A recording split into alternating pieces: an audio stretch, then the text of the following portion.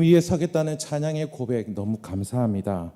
찬양을 하신 우리 예배위원회 모든 분들께 다시 한번 큰 박수 부탁드립니다.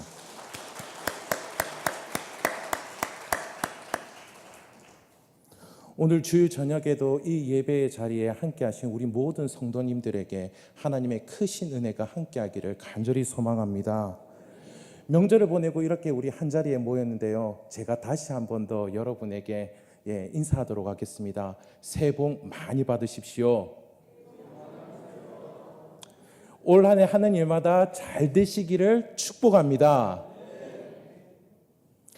이렇게 우리는 새해 인사를 할 때에도 하는 일이 잘 되기를 바라며 덕담을 나누곤 합니다. 일이 우리 가운데에 상당 부분을 차지하기 때문이다라는 그런 생각이 드는데요, 우리가 일평생 일을 하는 시간이 얼마나 될까요? 하루에 8시간 일을 한다라고 할 때에 1년 365일 중에 토요일, 일요일은 우리가 쉬니까 250일 정도 일을 할 것입니다. 1년에 그러니까 2000시간 정도 일을 하지요. 40년 동안 일을 한다라면 우리는 8만 시간 일을 하게 됩니다. 그런데 우리나라가 좀 일을 많이 합니까? 좋게 10만 시간은 평생 동안 일을 할 것입니다. 그런데 우리가 이렇게 교회에 나와서 예배를 드리고 성경 말씀을 나누고 기도하는 시간은 얼마나 될까요? 지금 우리는 기도원 시대에 살고 있지 않기 때문에 우리는 많아야 대체적으로 한 4,000시간 정도 일을 할 것입니다. 4,000시간 정도 그렇게 신앙생활을 할 것입니다. 거의 20분의 1도 채 안 되는 그러한 것이지요. 일하는 시간에 비교할 바가 되지 않습니다.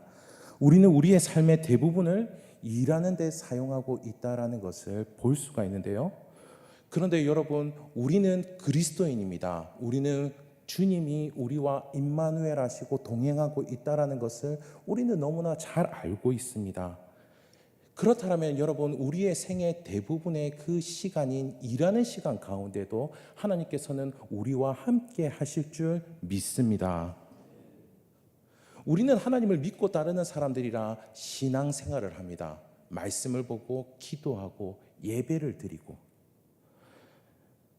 그런데 여러분, 우리가 신앙을 한다라는 것은 하나님을 우리 중심에 모셔두고 하나님의 뜻대로 살아가는 것이요, 그렇기 때문에 우리가 어느 때이든지 어느 장소에 있든지 그 모든 것 가운데에서 우리는 하나님의 뜻대로 행하는 그러한 삶을 살아가야 하는 자들입니다.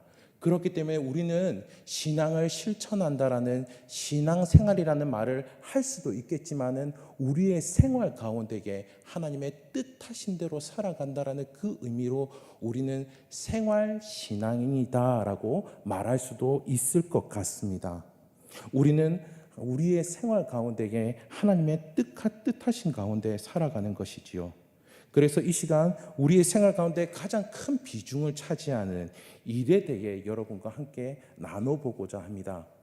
이제 따뜻한 봄이 되고 열심히 일을 할 만한 그러한 때가 되었고, 또 구정이 지나 또 새로운 일을 계획하고 계신 분들이 있을 줄 압니다.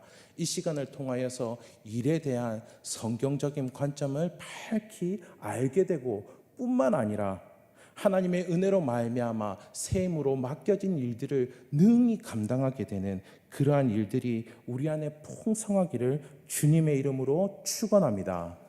할렐루야, 할렐루야. 일하면 어떤 생각이 떠오르십니까? 열심히 일한 당신 떠나라. 일이 너무나 고되고 힘들다라고 많은 사람들이 이야기를 하는데요, 영어로 일은 레이버라고 합니다. 산모가 해산을 할 때 겪는 통증과 같은 단어를 영어에서는 쓰고 있습니다. 중국어로는 뭘까요? 제가 중국어로 발음은 하지 못합니다. 그러나 우리가 쉽게 상식적으로 한자어로 쓰겠지요. 이를 노동이라고 합니다. 노자, 거기에 이미 피로라는 의미가 들어 있습니다. 전 세계 대부분의 인구들이 영어와 중국어를 쓰고 있는데요, 많은 사람들이 일을 하면 떠오르는 것은 이렇게 피로하다, 고되다, 힘들다, 통증이 온다, 이런 의미로 일을 사용하고 있다는 것을 볼 수가 있습니다. 우리 사회 역시 일에 대해 가지는 정서가 그리 긍정적이지 않다라는 것을 우리는 또한 체감적으로 알 수가 있습니다. 그렇다면 성경에서는 일을 어떻게 말씀하고 있을까요? 성경에서는요, 우리는 성경이 시작하는 창세기부터 일이 등장하고 있다라는 것을 볼 수가 있습니다. 누가 일을 하셨을까요? 누가 일을 하셨을까요? 하나님은 모든 것을 다 아시니까 하나님은 일을 하지 않으셨을까요? 아니요. 창세기에 보면 하나님이 일을 하셨다라고 그렇게 말씀하고 있습니다. 창세기 1장의 내용을 요약하여서 창세기 2장 1절부터 3절까지 이야기하고 있는데 이렇게 말씀하고 있습니다. 천지와 만물이 다 이루어지니라. 넘겨주세요. 하나님이 그가 하시던 일을 일곱째 날에 마치시니 그가 하시던 모든 일을 일곱째 날에 안식하시니라. 하나님이 그 일곱째 날을 복되게 하사 거룩하게 하셨으니 이는 하나님이 그 창조하시며 만드시던 모든 일을 마치시고 그날에 안식하셨음이니라 라고 말씀하고 있습니다. 하나님은 모든 만물을 만드시는 일을 하셨습니다. 올림픽에 출전하는 선수들의 그 0.001초를 다투는 몸놀림을 보십시오. 하나님의 창조하시는 손길은 너무나도 신묘막측한 끝놀라우신 솜씨로 창조하셨음을 우리는 확인해 볼 수가 있습니다. 뿐만 아니라 어떻습니까? 하나님은 하나님의 그분의 계획하심과 그분의 섭리로 우리의 삶을 다스리시고 주장하고 계시는 분이십니다. 시편 23편을 한번 확인해 보도록 하겠습니다. 여호와는 나의 목자시니 내게 부족함이 없으리로다. 그가 나를 푸른 풀밭에 누이시며 쉴만한 물가로 인도하시는도다. 내 영혼을 소생시키시고 자기 이름을 위하여 의의 길로 인도하시는도다. 내가 사명의 음침한 골짜기로 다닐지라도 해를 두려워하지 않을 것은 주께서 나와 함께 하시니라. 주의 지팡이와 막대기가 나를 안위하시나이다. 주께서 내 원수의 목전에서 내게 상을 차려주시고 기름을 내 머리에 부으셨으니 내 잔이 넘치나이다. 내 평생의 선하심과 인자하심이 반드시 나를 따르리니 내가 여호와의 집에 영원히 살리로다. 어떠십니까? 하나님은 모든 만물을 다 만드시고 나서 다 만들어서 뒷짐지고 계셨던 분이 아니다라는 것을 우리는 확인해 볼 수가 있습니다. 하나님은 지금도 살아 역사하셔서 우리의 삶 가운데에 세밀하게 그 섭리하시는 손길로 함께 하시는 분이심을 우리는 확인해 볼 수가 있습니다. 성경에서는 하나님은 지속적으로 일을 하신다라고 합니다. 성경에서는 하나님께서 졸지도 아니하시고 주무시지도 아니하신다라고 그렇게 말씀하십니다. 복음을 가장 빠르게 전하기 위하여서 쓰여졌던 그 마가복음은 총 16장을 꽉 채워서 예수님의 일하심으로 가득 담겨져 있다는 것을 우리는 확인해 보게 됩니다. 그러면은 하나님은 이렇게 열심으로 일을 하시며 하나님은 어떠셨을까요? 창세기 1장 31절 말씀입니다. 우리 다 함께 한 목소리로 크게 읽어보도록 하겠습니다. 시작. 하나님이 지으신 그 모든 것을 보시니 보시기에 심히 좋았더라. 저녁이 되고 아침이 되니 이는 여섯째 날이라. 하나님이 어떠셨다라고 말씀하고 있습니까? 보시기에 심히 좋았더라라고 그렇게 말씀하고 있습니다. 세상 사람들과 달리 심히 좋으셨다라고 그렇게 말씀하고 있죠. 그렇다면 우리의 일은 무엇일까요? 창세기 1장 28절 말씀을 보도록 하겠습니다. 창세기 28절 말씀, 1장 28절 말씀. 하나님이 그들에게 복을 주시며 하나님이 그들에게 이르시되 생육하고 번성하여 땅에 충만하라. 땅을 정복하라. 바다의 물고기와 하늘의 새와 땅에 움직이는 모든 생물을 다스리라 하시니라. 하나님 당신님께서 만드신 모든 만물을 다스리라 하십니다. 이 땅을 정복하라 하십니다. 간단히 말해서 하나님은 인간에게 일을 하라라고 그렇게 말씀하고 있습니다. 그런데 하나님께서 이 인간에게 일을 하라고 한 이 장소가 어디일까요? 이 장소를 확인해 보면 이 장소는 놀랍게도 에덴 동산이라는 것을 알 수가 있습니다. 낙원인 에덴 동산에서 아담과 하와에게 일을 하라라고 명령을 하고 있는 것이죠. 에덴 동산 놀고 먹는 것이 아니다라는 것을 알고 있습니다. 놀고 먹다가 죄를 지어서 너 일을 열심히 해야 돼 이렇게 말씀하신 것이 아니다라는 것을 우리는 볼 수가 있습니다. 분명히 하나님은 에덴 동산에서 아담과 하와에게 일을 하도록 하셨습니다. 하나님을 대신하여서 에덴 동산을 관리하고 개발하도록 하셨습니다. 우리에게 심히 좋으셨던 그 일을 하나님께서는 맡기신 것입니다. 일은 본래 의무적으로 하거나 억지로 하는 것이 아니다라는 것을 확인해 볼 수가 있습니다. 일은 우리가 일을 하고 싶은 기본적인 욕구가 있도록 만들어졌다라는 것이죠.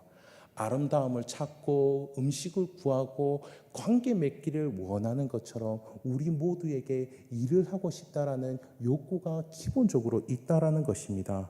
그래서 의미 있는 일을 하지 않으면은 사람이 그 마음 가운데에 상실감과 공허함에 시달리게 되는 것들을 보게 됩니다. 또한 일은 고귀한 것이죠. 왜냐하면 일은 하나님께서 하셨기 때문입니다. 일은 하나님께서 하시고 그 일을 하나님께서 우리에게 맡기셨기 때문에 참으로 고귀한 것입니다. 우리는 일을 함으로 말미암아 우리의 존엄성이 확보가 되는 거지요. 몇 년 전에 이랜드라는 회사가 큰 침체기를 맞게 되었을 때였다고 합니다. 회장님이 전 직원을 모아두고 강연하는 자리가 마련되었다고 해요. 직원들 모두 어려운 이 시기에 회장님이 어떤 이야기를 하시는지 초미의 관심사였다고 합니다.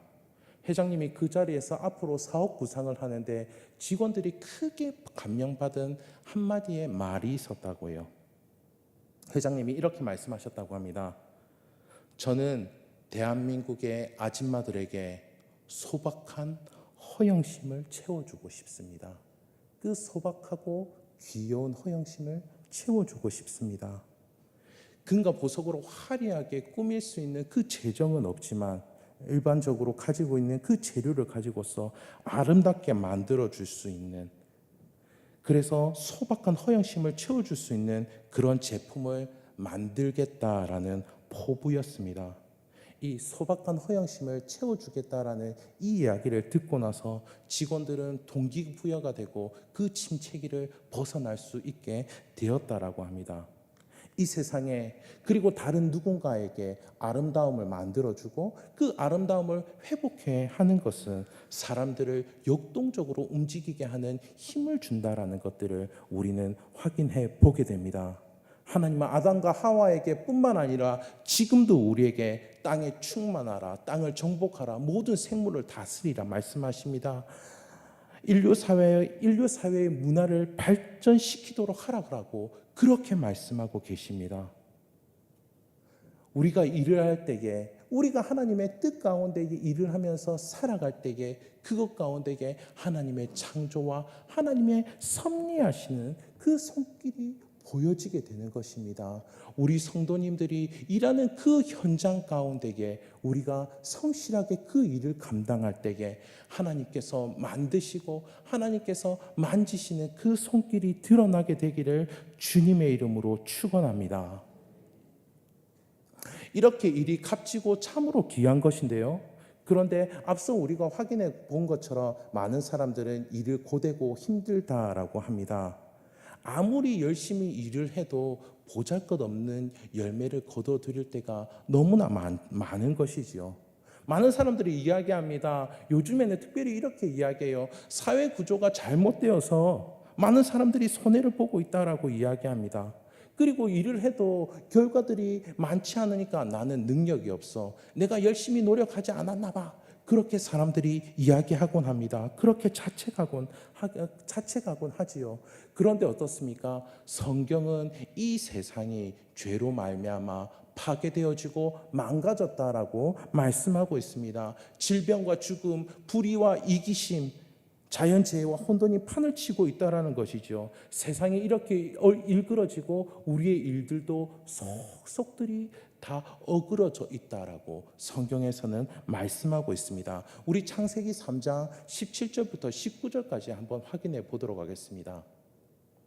아담에게 이르시되 내가 내 아내의 말을 듣고 내가 내게 먹지 말라 나무의 열매를 먹었은즉 땅은 너로 말미암아 저주를 받고 너는 내 평생에 수고하여야 소산을 먹으리라. 땅이 내게 가시덤불과 엉겅퀴를 낼 것이라. 내게 먹을 것은 밭의 채소인즉 내가 흙으로 돌아갈 때까지 얼굴에 땀을 흘려야 먹을 것을 먹으리니 내가 그것에서 취함을 입었음이라. 너는 흙이니 흙으로 돌아갈 것이니라 하시니라 말씀하고 있습니다. 평생 수고하여야 소산을 얻게 된다라고 합니다. 그렇게 수고하는데도 엉겅퀴가 가시덤불이 나와서 그 수고하는 것들을 방해한다라고 합니다. 땀을 흘려야 되는데 땀을 흘려야지만이 그 소산을 먹을 수 있다라고 합니다. 결국에는 흙이니 흙으로 돌아가는 운명으로 돌아가게 될 것이다라고 합니다. 죄 가운데 살아가는 사람들의 모습은 어떻다라는 것을 발견할 수 있죠. 입에 풀칠하기도 버겁다라는 것들을 확인해 보게 됩니다. 일한 만큼 보상을 얻기가 쉽지 않다라는 것을 보게 되지요. 학생들이 공부하는 모습을 보면 이런 것들을 너무나 쉽게 확인할 수가 있습니다. 자신이 공부한 만큼 성적이 오르더라, 이런 이야기 들어본 적이 거의 없는 것 같습니다. 그리고 많은 가정주부들이 이런 말씀을 하더라고요. 집안일은 해도 끝이 없더라. 직장에서 일은 자신이 열심히 한 것이 별로 티도 나지 않고 사람들에게 인정받기도 쉽지 않더라라고 합니다. 사업을 해도 그 결과가 언제 돌아올지, 얼마나 있을지 알지 못할 때가 대부분이라고 합니다. 죄로 인해서 평생 일을 하지만은 그 결과가 시원치 않은 것이 인간의 일생이다라는 것이죠. 뿐만 아니라 많은 사람들이 일을 하면서 이 별 의미가 없는 것 같아. 이 일을 왜 하지? 공부하는 학생들이 자주 하는 이야기가 있죠. 엄마, 저는 왜 공부하는지 모르겠어요. 전도서 기자도 이렇게 말씀합니다. 전도서 2장 말씀인데요. 이러므로 내가 사는 것을 미워하였노니 이는 해 아래서 하는 일이 내게 괴로움이요 모두 다 헛되어 바람을 잡으려는 것이기 때문이로다라고 말씀합니다. 사는 것이 헛되어서 잡히지도 않는 바람을 잡으려고 하는 것과 같이 그렇게 산다라고 합니다. 가수이자 음반 제작자인 박진현 씨가 이와 같은 고백을 많이 한 것으로 알려져 있습니다. 가수로서 성공도 해보고 제작자로서도 대성을 했는데 자신이 생각했던 그 재물을 얻고 위치에 올라섰음에도 불구하고 행복하지가 않더라고 합니다. 주변에 보니 훌륭한 사람은 재산을 기부하는 그 모습을 보고 따라서 자신의 재산도 크게 기부를 했음에도 불구하고 자기 삶에 만족감이 찾아오지 않더라고 해요. 자신의 삶이 무의미하다라고 그렇게 이야기하는 고백을 듣게 되었습니다. 이 타락으로 얼룩진 인간의 일들은 많은 사람들이 고백하기로는 내가 왜 하는지 모르겠다, 무의미하다, 이렇게 말하는 것이죠. 뿐만 아니라 어떻습니까? 열매가 없고 공허하기도 한데, 그런데 그 사람들은 그 일을 통하여서 자신을 드러내고자 한다라는 것입니다. 창세기 11장에 바벨탑을 짓는 이들의 이야기를 들어보도록 하겠습니다.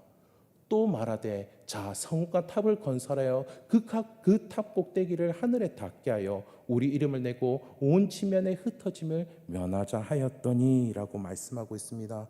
탑을 짓는 이들이 무엇을 위해서 일을 하고 있습니까? 그 탑 꼭대기를 하늘에 닿게 하려고 일을 하고 있다라고 말씀합니다. 만사를 제 뜻대로 통치할 권한을 가지겠다라고 이야기하는 것이죠. 대다수의 사람들이 이와 같은 목적 가운데의 삶을 살아가고 있다라고 이야기하는 것입니다. 자신이 많이 가진 것으로, 자신이 많이 배운 것으로 자신을 주장하려고 한다라는 그와 같은 말씀이지요. 이런 것으로 자신이 가치 있고 다른 사람보다 나은 사람으로 인정받으려고 한다라는 것입니다. 그런데 분명히 성경에서 말씀하기로는 그들에게는 이름이 없다라고 이야기하고 있습니다. 그렇게 탑을 높이 세워서 자기의 이름을 내려고 하고 있다라고 하고 있습니다.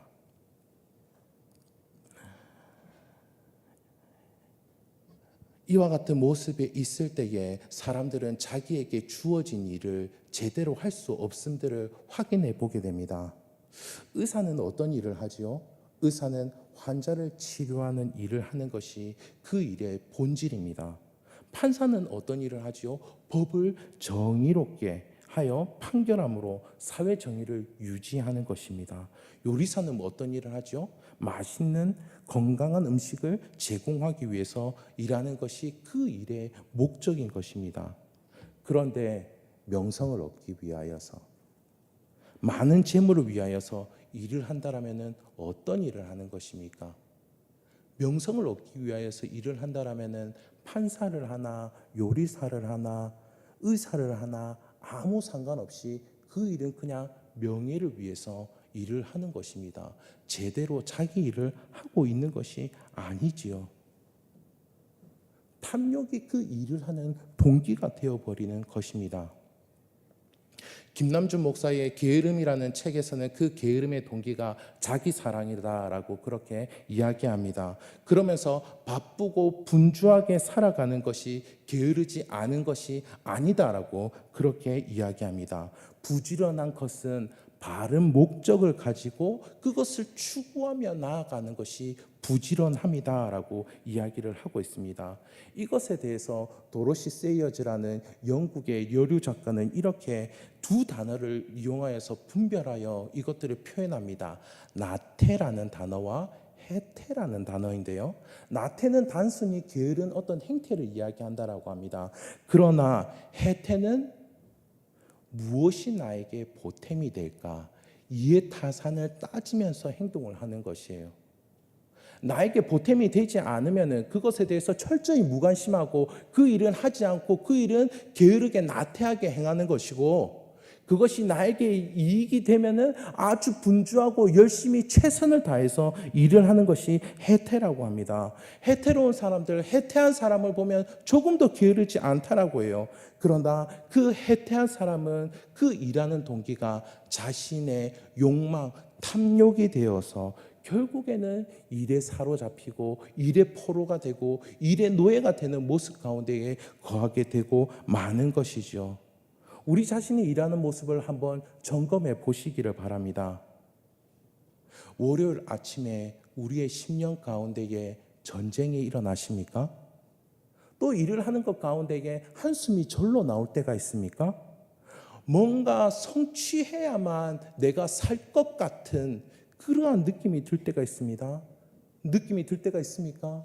하나님, 나를 긍휼히 여겨 주시옵소서. 일하는 이유와 목적을 바르게 알게 하여 주시고, 내가 그 일을 하되 그 최선을 다해서 일을 하되 결과는 하나님께 의뢰하게 하여 주시고 이기적인 욕망으로부터 벗어나게 하여 주시옵소서라고 기도할 수 있는 우리들이 되기를 간절히 소망합니다. 그렇다면 우리 그리스도인은 어떻게 일을 해야 될까요? 우리 그리스도인은 이와 같이 일을 해야 합니다. 로마서 12장 1절 말씀 보도록 하겠습니다. 다 같이 한 목소리로 크게 읽겠습니다. 시작. 그러므로 형제들아, 내가 하나님의 모든 자비하심으로 너희를 권하노니 너희 몸을 하나님이 기뻐하시는 거룩한 산 제물로 드리라. 이는 너희가 드릴 영적 예배니라. 우리가 읽은 말씀 가운데 굉장히 특이한 어구가 있습니다. 산제물이라는 어구이지요. 제물은 죽어져 바쳐진 것인데 여기선 산제물이라고 이야기하고 있습니다. 무엇이냐면 이것은 역설을 이야기하고 있습니다. 나 자신의 이익을 위하여서 살아가는 그 삶에 대해서는 철저히 죽고 하나님의 뜻대로 살아가는 삶에 대해서는 살아있는 그 삶을 살아가는 것, 그것이 산제물로 자신을 드리는 것이다 라는 것입니다. 이것에 대해서 정확하게 짚어주는 구절이 우리가 오늘 함께 읽은 말씀인데요, 11절 말씀 우리 다시 한번 더 크게 읽어보도록 하겠습니다. 시작. 부지런하여 게으르지 말고 열심을 품고 주를 섬기라. 열심을 가지라고 합니다. 열심은 성실함과 긴박함을 가지고 있는 것입니다. 서두르되 질서를 잃지 말라고 하고 있습니다. 그리고 열심을 품으라고 합니다. 펄펄 끓는 심정으로 일을 하라고 합니다. 하나님과 이웃을 사랑하는 그 마음을 가지고서 성실함과 긴박함을 가지고서 그렇게 일을 하라고 우리에게 말씀하고 있습니다. 그렇다면 이 참다운 열심은 어디에서 나올까요? 우리 12장 1절 말씀 다시 한 번 더 확인해 보도록 하겠습니다. 그러므로 하나님의 모든 자비하심으로 너희를 권하노니, 하나님의 그 자비하심 가운데에 우리는 너끈히 우리의 몸을 산제물로 드릴 수 있다라는 겁니다. 그 자비로 말미암아 우리는 욕구와 필요에 대해서는 죽고 열심을 품고 주님과 주님의 뜻을 따르는 그 삶을 살 수 있다라는 것입니다. 하나님의 모든 자비하심은 무엇일까요? 그 자비하심의 실체는 바로 예수 그리스도이십니다. 예수 그리스도, 그분 당신께서 자비가 되시는 그런 분이십니다.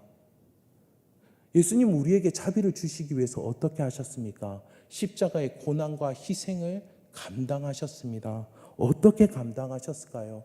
로마서 17장 19절 말씀에서 이렇게 말씀하고 있습니다. 주님께서 기도하시는 건데요. 또 그들을 위하여 내가 나를 거룩하게 하노니 이는 그들도 진리로 거룩함을 얻게 하려 함이라. 거룩하게 한다라고 말씀하고 있습니다. 거룩하게 한다라는 것은 헬라어로 올림픽 경기에 출전할 선수로 구분한다라는 거예요. 구별한다라는 거예요. 우리가 TV에서 보셔서 알겠지만 그 선수들이 어떻게 합니까? 오직 한 가지의 목표를 가지고서 그 목표에 모든 것을 올인하는 모습을 보게 된다라는 겁니다. 그 순간이 고통스럽고 힘들지만 그 모든 것들을 견디고 그렇게 한다는 것이죠.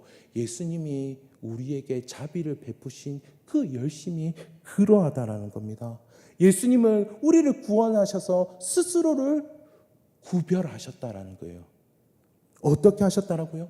우리를 구원하시기 위한 그 뜻을 이루기 위하여서, 우리에게 자비를 베푸시기 위한 그 뜻을 위하여서 자신이 가지고 있는 그 모든 것을 다 내려놓으셨습니다. 예수님은 어떤 분이십니까? 예수님은 하나님이십니다. 예수님은 하나님이신데 하나님과 동등됨을 취할 것으로 여기지 아니하셨습니다. 그렇게 자신을 내어놓으시며 우리에게 자비를 베푸신 분이시지요. 이 자비가 우리의 삶을 지배한다라고 한다면은, 이 자비로움으로 하나님께서 우리를 인정하시고 우리를 받아주시고 안아주시고자 한다면, 여러분, 우리가 이 세상 다른 것에, 어떤 것에 인정을 받으며 그것을 위해서 살아가겠습니까? 그것이 아니죠. 우리는 주를 위하여서 살아가는 것입니다. 죽게 하듯이 살아가는 것입니다. 그와 같은 삶은 교만과 시기가 틈을 타지를 못하는 것입니다. 여러분, 우리 그리스도인은 이미 자비하심을 받은 자들입니다. 우리 그리스도인은 해태를 품고 썩어 없어질 것을 위하여서 기진맥진하는 자들이 아닌 것이죠. 우리 그리스도인은 무슨 일을 하되 마음을 다하여서 죽게 하듯이 하는 자들입니다. 말씀을 맺도록 하겠습니다. 일은 의무가 아니요 오히려 권리다라는 것을 우리는 말씀을 통하여서 확인해 보게 됩니다. 일은 기쁨을 만들어내는 원천이기도 하지요.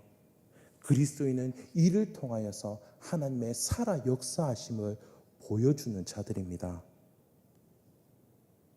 우리 그리스도인은 새 힘으로 일을 하는 자들입니다. 우리의 몸을, 우리의 시간과 우리의 열정과 우리의 체력과 우리의 재정과 우리의 모든 에너지를 하나님이 기뻐하시는 거룩한 산제물로 드리시기를 간절히 부탁드립니다. 그래서 결실이 풍성한 한 해, 삶의 가치를 만드는 한 해, 하나님의 능력과 살아계심을 보이는 한 해가 되기를 주님의 이름으로 축복합니다. 기도하겠습니다.